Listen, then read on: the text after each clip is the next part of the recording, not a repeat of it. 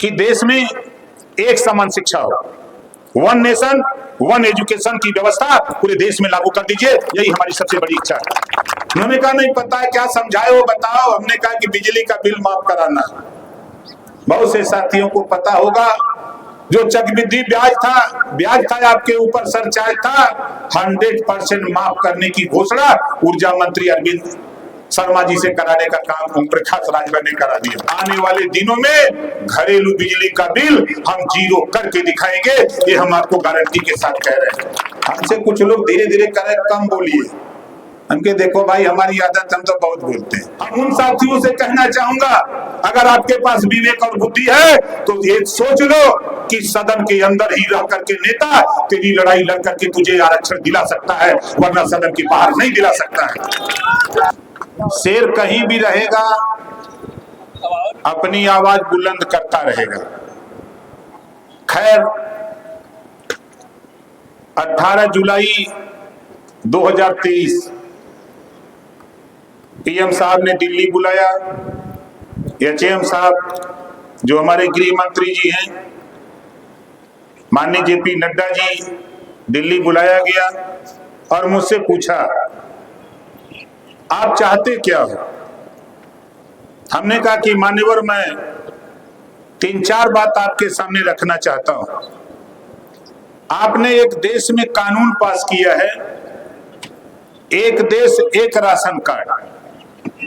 बनारस का जिसके पास ration card है वो बंबई में भी जाके राशन ले सकता है उसी राशन कार्ड से। ऐसा कानून आपने पास किया। हम चाहते हैं कि देश में एक समान शिक्षा हो, वन नेशन वन एजुकेशन की व्यवस्था पूरे देश में लागू कर दीजिए, यही हमारी सबसे बड़ी इच्छा है। हमने उनको समझाया कि जब कोई भी नौकरी के लिए सरकारी स्कूल में पढ़ने वाला छात्र और प्राइवेट स्कूल में पढ़ने वाला छात्र, दोनों में अंतर है। प्राइवेट स्कूल में अच्छी शिक्षा हो रही है और प्राइमरी सरकारी स्कूल में शिक्षा कमजोर है। सरकारी स्कूल में पढ़ने वाला गरीब कमजोर का बच्चा है, वह फेल हो जाता है, इस नाते वो नौकरी नहीं पा रहा है, और प्राइवेट स्कूल में पढ़ने वाले बच्चे उसको फेल कर देते।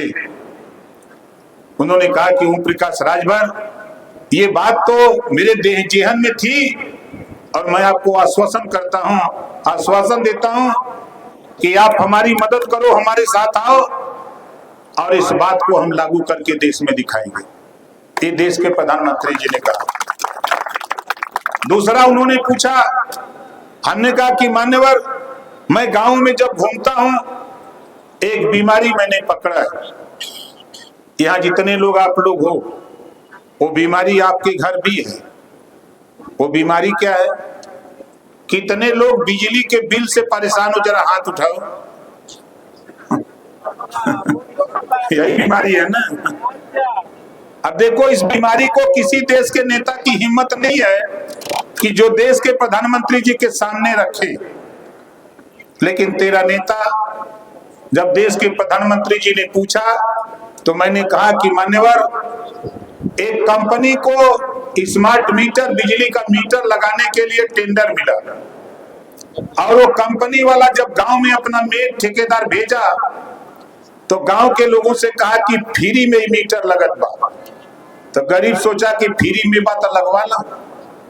कुछ लोग सोचे कि बिजलियों फ्री में बा, तो मेठ ठेकेदार का दिया कि हाँ फ्री में बा।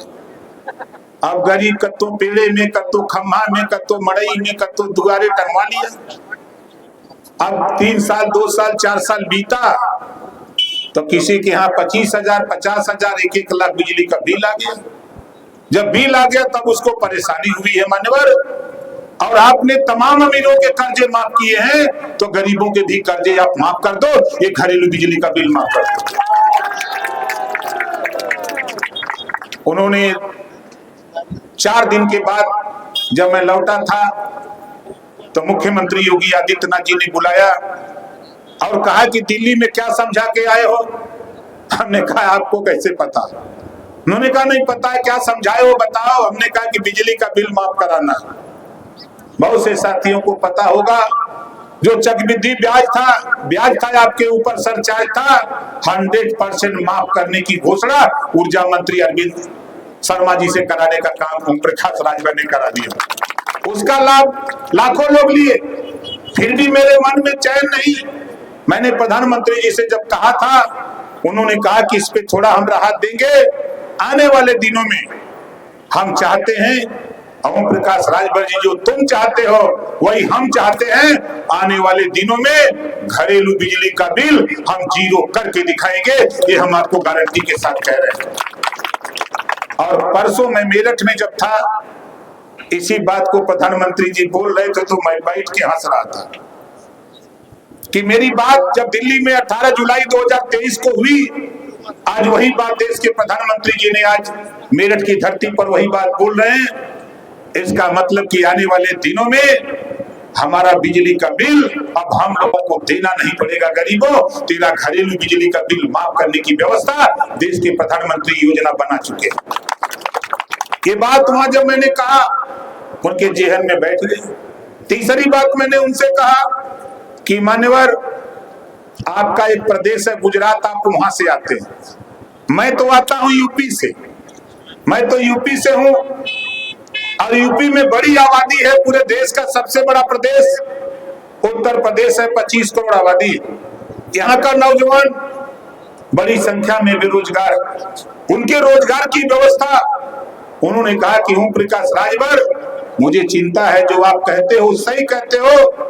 जो रोजगार परक शिक्षा की बात जब मैंने उनसे कहा, उन्होंने कहा कि जब 4 से बात करते हो 5 से, हम कक्षा 6 से रोजगार परक शिक्षा हम नई शिक्षा नीति में लेकर के आ रहे हैं कि गरीब जब अपने अपने घर, अपने अपने आसपास जब विद्यालयों में पढ़ेगा तो उसको रोजगार परक शिक्षा दी जाएगी। अब उसको बाहर नहीं जाना पड़ेगा, उसको पैसा देकर उसके गांव में, उसके घर में ही रोजगार करने का व्यवस्था कराई जाएगी। ये बात देश के प्रधानमंत्री जी ने कहा। ये बात हिम्मत नहीं पड़ती। जब मैं बोल रहा था तो तमाम नेता थे वहां, हमसे कुछ लोग धीरे धीरे करे कम बोलिए। हमके देखो भाई, हमारी आदत, हम तो बहुत बोलते हैं। हम जब बोलते हैं तो बहुत बोलते हैं, नहीं बोलते तो सुनते हैं। हम तो आपसे कहने आए भाई कि आप बताओ, हम तो यहाँ माइक मंच लगाए हैं नेताजी लोग, और ये लोग भाषण दिला रहे हैं। पहले तो आप बताओ, आप लोगों की आशीर्वाद से हम विधानसभा 7 साल से हैं, दूसरे टर्म में। विधानसभा में आपकी लड़ाई ओम प्रकाश राजभर ने 403 विधायकों में ओम प्रकाश राजभर ने सदन में तेरी लड़ाई लड़ा कि नहीं लड़ा? कितने लोगों को पता है? जरा हाथ उठाओ कि आप लड़ा है।